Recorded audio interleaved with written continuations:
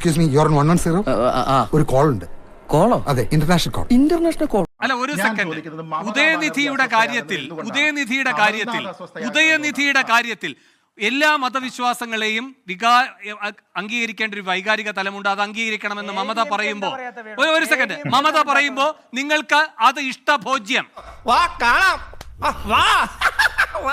അതേ മമത മുസ്ലിം സമുദായവുമായി ബന്ധപ്പെട്ട നിലപാടുകൾ എടുക്കുമ്പോൾ നിങ്ങൾ എന്താ ചെയ്യുന്നത്? അവിടെ തുടർച്ചയായി എനിക്കൊരുത്തരം പേടിയില്ല.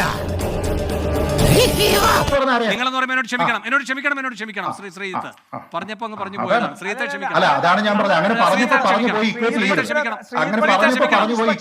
ക്ഷമിക്കണം. നമുക്ക് നമ്മുടെ മാനമാണ് വലുത്. ക്ഷമിക്കും മാത്തച്ഛ. ശരി, ഞാൻ എല്ലാം ക്ഷമിച്ചിരിക്കുന്നു. ശ്രീജിത്തെ ക്ഷമിക്കണം. എന്നിട്ട് ഈ മുസ്ലിം വിഭാഗത്തിന്റെ സംരക്ഷകയാണ് എന്ന് പറഞ്ഞ് മമതാ ബാനർജി പൊളിറ്റിക്കൽ അപ്പീസ്മെന്റ് നടത്തുന്നു, ന്യൂനപക്ഷ അപ്പീസ്മെന്റ് നടത്തുന്നു എന്ന് BJP പറയും. നിന്റെ കാര്യത്തിൽ തീരുമാനം. അപ്പോൾ വർജ്യം, ഇപ്പോൾ ഇഷ്ടഭോജ്യം. അപ്പൊ ഇതാണ് ഞാൻ പറഞ്ഞല്ലോ, ആ പോളിസി ഉത്തർപ്രദേശിൽ മാത്രമല്ല തമിഴ്നാട്ടിലും കാണുന്നത് അതാണ്. രാഷ്ട്രീയത്തിലല്ല ഞാൻ ബോധേഡാകുന്നത്.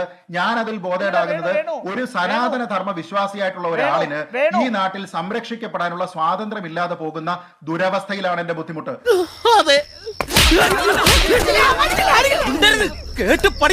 അതുകൊണ്ടാണ് ഞാൻ പറഞ്ഞത്. അത് പറയുന്നത്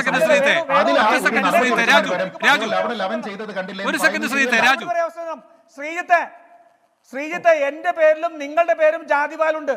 കവി തല്ലു വാങ്ങിയിട്ടേ പോകുന്നാ തോന്നുന്നത്. പക്ഷെ ഞാൻ തമ്മിലുള്ള വ്യത്യാസം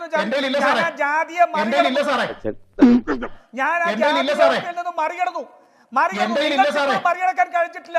അതാണ് ഞാൻ ഈ നാടിന്റെ നവോത്ഥാന ഉൾക്കൊണ്ട് എന്റെ നിലപാടുകൾ കേരളത്തിൽ ഒരുപക്ഷെ ഇത്രത്തോളം മതേതരമായിട്ടുള്ള ഒരു വാൽ വേറെ ഉണ്ടാവില്ല സാറേ. ഇവിടെ മാർവാനിയസ് കോളേജിലെ ദീർഘകാലം പ്രിൻസിപ്പൽ ആയിരുന്ന വർഗീസ് പണിക്കരായ NSSന്റെ ജനറൽ സെക്രട്ടറി ആയിരുന്നു. ആറാട്ടുപുഴ വേലായുധ പണിക്കരായ NSSന്റെ ജനറൽ സെക്രട്ടറി ആയിരുന്നു. ഒന്ന് പോണം സാറേ. നീ നുള്ളിയത് ചെവിയാടാ, ഇവന്റെ ചെവി.